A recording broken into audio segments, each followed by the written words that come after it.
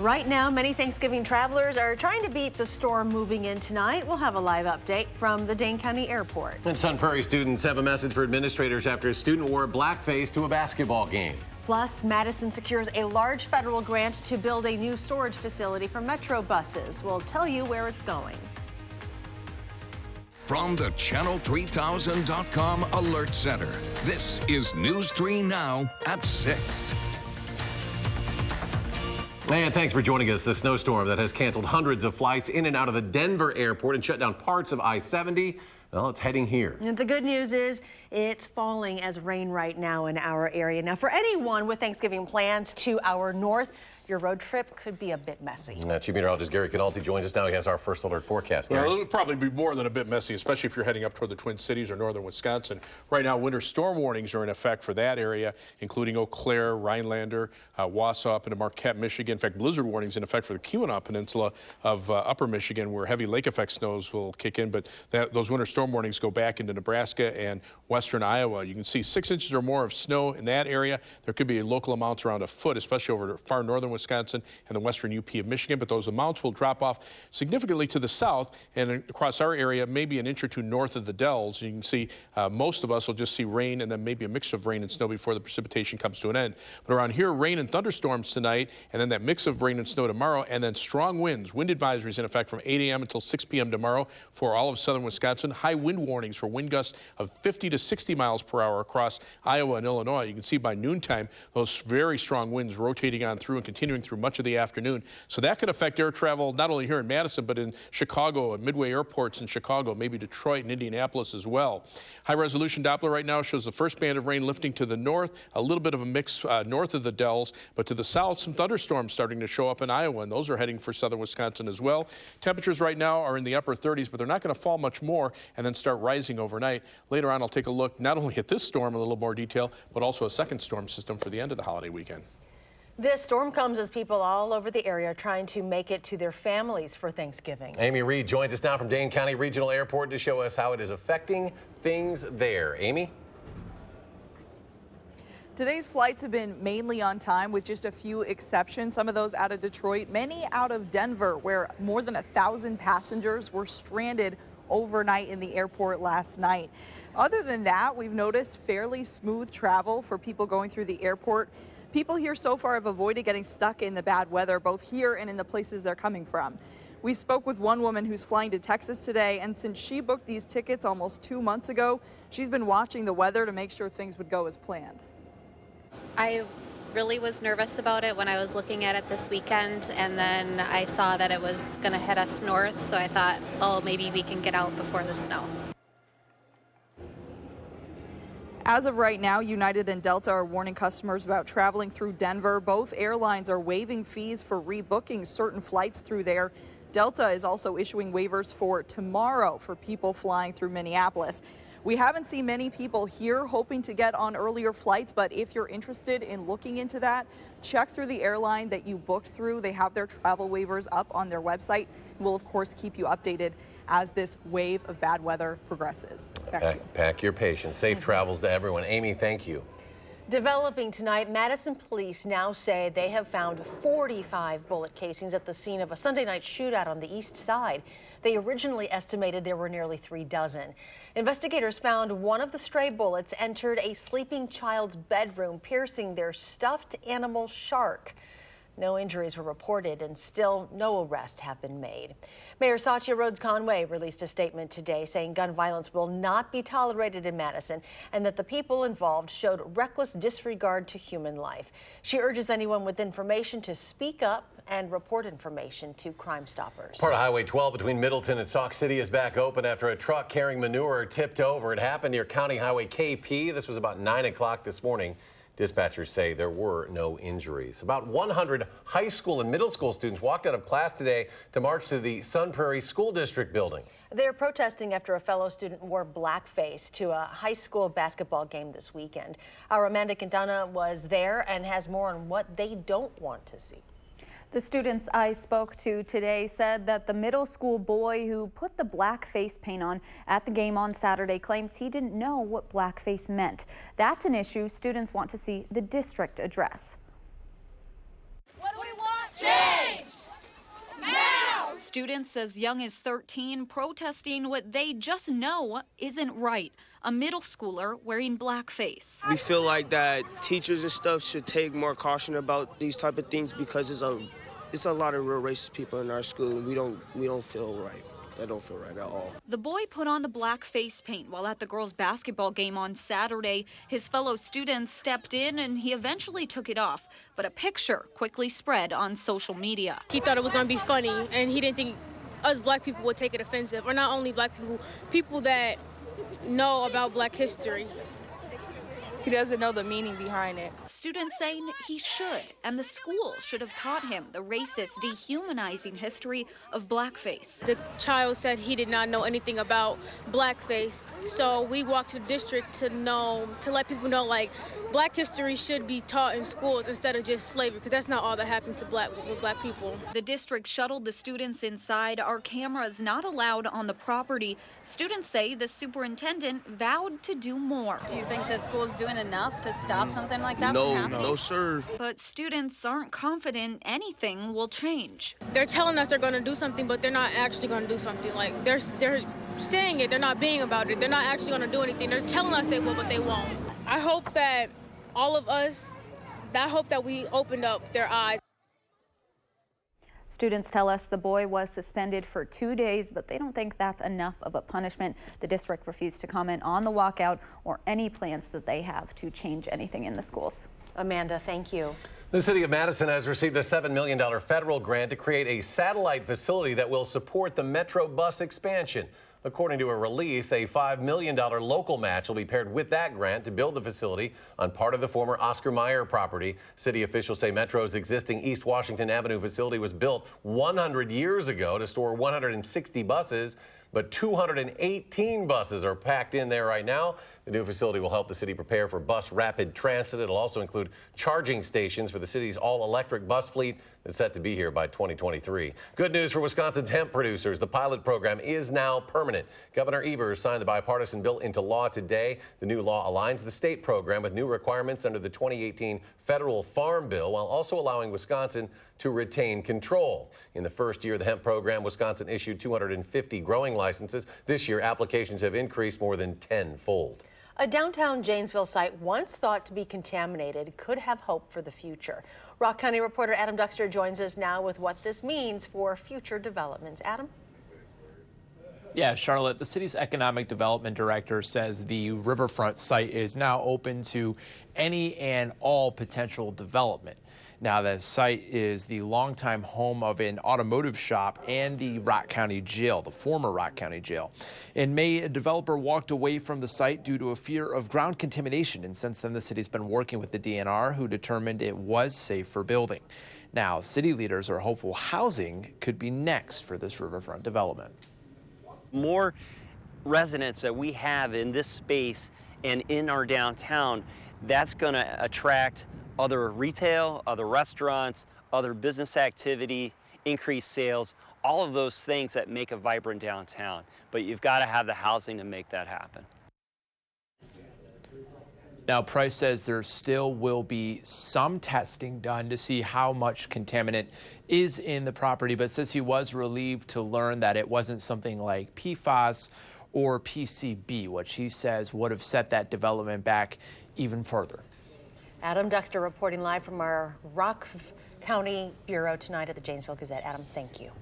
Dane County is getting new snowplow equipment to help clear the roads more quickly and also help keep drivers safe. $2 million in the county budget is helping fund what are known as tow plows. They're able to clear 2 lanes of traffic in a single pass. Relatively new equipment. It's being used in a handful of places across the state, including the Green Bay area. Dane County Executive Joe Parisi says the need for snow plows has increased with the growing population and additional multi-lane highways. Next at 6, we've been talking a lot about dodging bad weather this Thanksgiving. Next, we'll share expert advice on avoiding awkward political conversations around the dinner table. And there is more local news ahead. Cruelty to animals is now a federal crime. We'll hear from a local farm sanctuary who calls it a step in the right direction. That's tonight on News 3 Now at 10.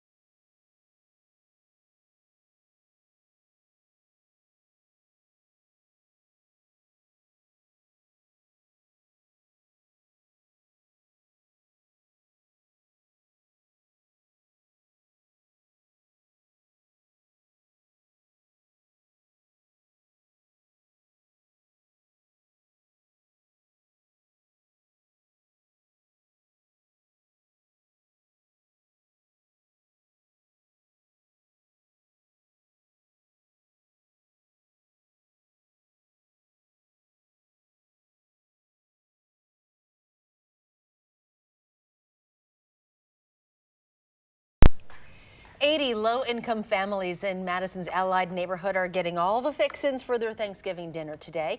Madison School and Community Recreation staff organized a donation campaign to make it happen. The MSCR Allied Learning Center serves more than 100 children. Many of their parents are struggling to make ends meet. It means a lot, because sometimes we don't have enough income to get some more things, and this is a good push for us to make a dinner for the family, to get together, have a great meal with the kids and all that. This is the 19th year MSCR's Allied Center has coordinated the Thanksgiving Basket Project. MSCR staff, Madison Police, plus Memorial High School, Stevens Elementary School, and Queen of Peace Church all donated to the effort. Well, we talk a lot about giving this time of the year. Maybe forgiveness should be a part of the conversation. Danica Lewis is here to talk about controlling the conversation around the holiday table, particularly when it comes to politics. Yeah, it's a little bit polarizing, don't you think? Maybe as polarizing as ever, and the polls show it. People feel very strongly one way or the other, whether you mention the crowded Democratic primary or impeachment inquiries. So we want to talk about talking or not talking about, well,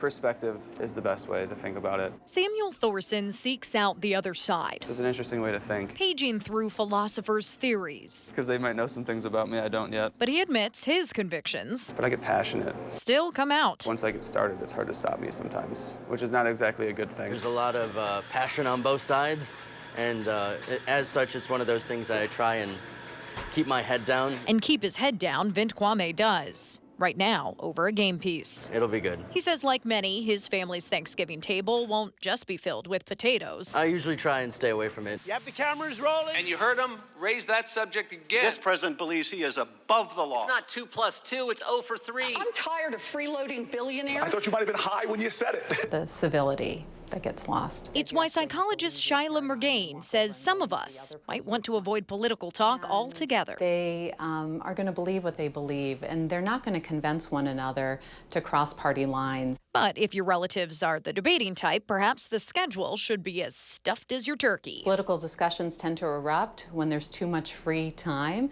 So instead, keep the family busy. Maybe go to a movie, do a board game, watch a football game. It's okay to disagree, and that it's not personal. What is the cost of me to hold my ground about some political opinion I have? Perhaps we should all take a page out of Sam and Vince's book and be open to the conversations. One of the things that we'll do is we'll argue the 41st millennia politics. Like, who would you back in a play for the emperor of mankind? And that's just kind of fun. As implausible or inevitable. Otherwise, as they seem. Maybe. So if you are going to go there this Thanksgiving, Dr. Murgain says know when to crack a joke, change the subject, or just walk away. She also suggests getting the political talk out of the way early when there hasn't been as much alcohol consumed. That's a good idea. Just keep your mouth No full. kidding. Just keep eating. Just keep eating. keep shoveling in the pumpkin pie, and keeps everybody everything out of will trouble. be good. Double It's important, though. You're going into election year. You're going into election year, and we've talked about the Marquette Law School poll showing things are as divisive as ever. Enjoy your time with your families, Yes. folks. Enjoy it. Eat the turkey. Danica, thank you. Sure. Coming up in sports, DeForest High School's football coach gets a big shout out from the Packers and the Wisconsin Football Coaches Association. And an update on the best time to head out for your Thanksgiving road trip with rain and high winds tonight. Gary has your first alert forecast next.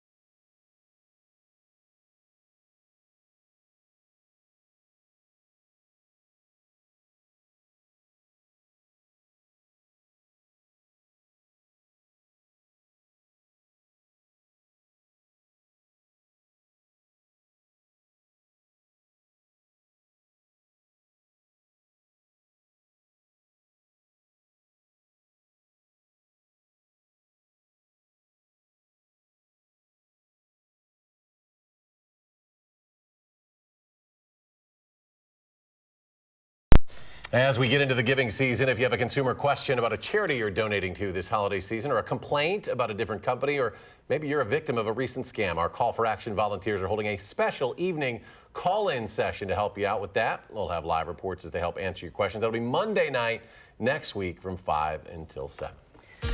Over the river and through the woods. Gary Canalti is here to let us know how we can get to Grandma's house in time. Yeah, you know, if you're leaving tonight, you're going to be dealing with rain and some thunderstorms along with gusty winds. Tomorrow, some high winds, and if you're traveling to the north, it'll be snow. On Doppler track, you can see the first round of showers lifting through Madison and heading up to the north. There's a mix of precipitation in the slightly colder air, but temperatures are still mainly above freezing in this area from La Crosse over toward Camp Douglas. So that will eventually probably change over to rain for a few hours and then start changing back to snow late tonight. Farther to the south, we're seeing showers and even some thunderstorms. Those will lift northward as the Storm Prediction Center even has the threat for severe weather as far north as parts of northern Illinois and eastern Iowa, where a marginal to slight risk of severe thunderstorms has been forecast for tonight. As far as holiday travel problems, this is the area really to watch for snow right now from Nebraska into northwestern Wisconsin. That'll lift into the UP of Michigan. Tomorrow, it's the high winds, mainly through eastern Illinois or through northern Illinois and eastern Iowa into parts of southern Wisconsin, where winds gust from 45 to near 60 miles per hour. And, of course, that will impact travel in and out of the Chicago airports, maybe Cleveland, Detroit,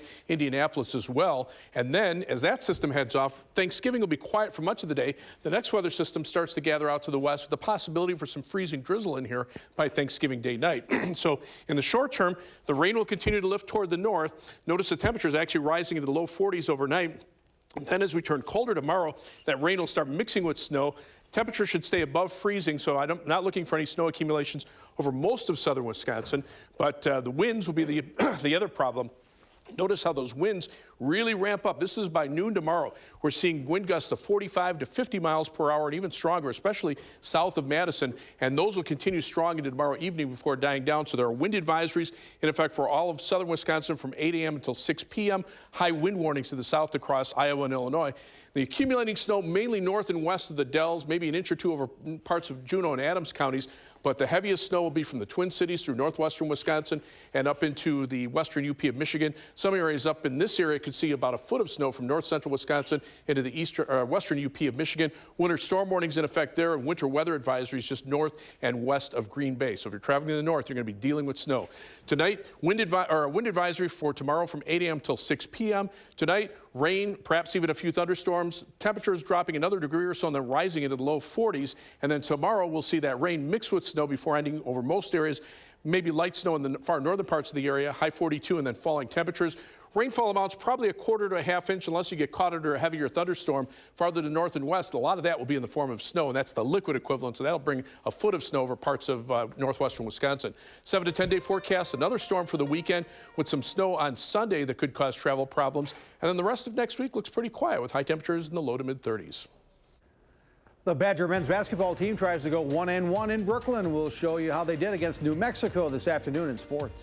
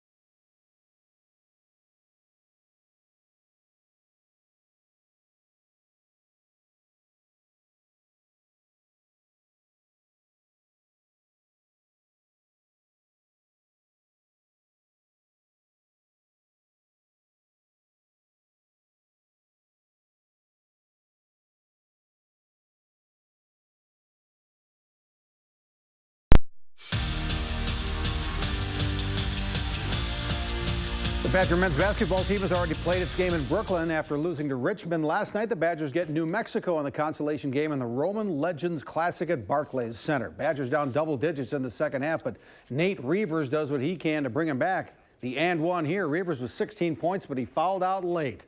New Mexico manages to hang on. The Badgers had 14 turnovers. This one is costly as it leads to a basket by Zane Martin. And the final score is New Mexico 59, Wisconsin 50. There's basketball at the Kohl Center tonight. The Badger women's basketball team plays Eastern Illinois. Eastern has won its last two games by 35 and 46 points. The Badgers are 3-1 and undefeated at home this season. Congratulations to DeForest Mike Minnick, who was today named the WFCA Packers High School Coach of the Year. Minnick led DeForest to the State Division III championship last week as the Norskies made this two-point conversion with a half-minute left to beat Menasha 8-7. That was Mike Minnick's last game as DeForest head coach. He retired after 20 seasons leading the Norskies. There's going to be a big snowstorm in Minneapolis tonight. There could be another significant snow Friday into Saturday when the Badger football team has its Big Ten West showdown with Minnesota. Could be a messy kickoff at 2:30 Saturday afternoon at TCF Bank Stadium. Some would say you can't throw the ball when it's sloppy like that, but others will say the offense knows where they're going, so they have the advantage. In any case, the Gophers have a potent offense with two wide receivers that have gone over the 1,000-yard mark already this season. That's quite a challenge for the Badgers secondary. Hard to do, obviously, especially with two of them. But like I said, they're a good team, so I'm excited for this opportunity. I think it's going to be an exciting game. Obviously it's going to come down. I think it will come down to the DBs. It's whether or not if we want to execute that opportunity. But I'm excited. All the rest of the DBs are excited, and I think it'll be a great time for us.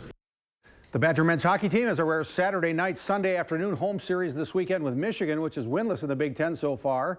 Wisconsin has only one Big Ten win, but head coach Tony Granato saw a glimmer of hope in last Saturday's tie at Minnesota. Max Zimmer won the extra point in the standings with his overtime shootout winner, but Granato says when the Badgers came back from 3-1 late and played like a team, could be the start of something. And we played like a bunch of individuals that thought we could beat them because we had better skill. And obviously that doesn't work at any level, college, professional, high school, it doesn't work. The team that plays the best and for each other, gives themselves a real chance to win. I thought that's what we saw Saturday, and that's what our team has to learn from this weekend. I mean, we got great potential, we got great players, but it's time we get playing with that mentality. Looking for that perfect holiday gift? This is the bat Babe Ruth used to become the first player to hit 500 homers in Major League history in 1929. Online bidding begins tomorrow, runs through December 14th. Since it's such a rare piece of memorabilia, collectors say the winning bid could go well over $1 million. Wow. He used to use a 48-ounce bat, too. Yeah, that big thick one. Yeah. And Ohio State just was #1, LSU #2 in the college football playoffs, too, so a little flipperoo. All right. Hopefully the weather won't create too much havoc out there. Well, for right now, we're already seeing rain or a mix of rain and snow in the far northern parts of our viewing area, maybe even a few thunderstorms. Look at these wind gusts around noon tomorrow, 45 to 50 miles per hour, especially south and west of Madison. Wind advisories in effect here, high wind warnings across Iowa and Illinois. Heaviest snow will stay well north and west of Madison, maybe a couple of inches for our far northern viewers, but Twin Cities, you're in line for a big storm. Gary, thank you. Thanks for joining us for News 3 Now at 6. Have a great evening, and we'll see you back here at 10.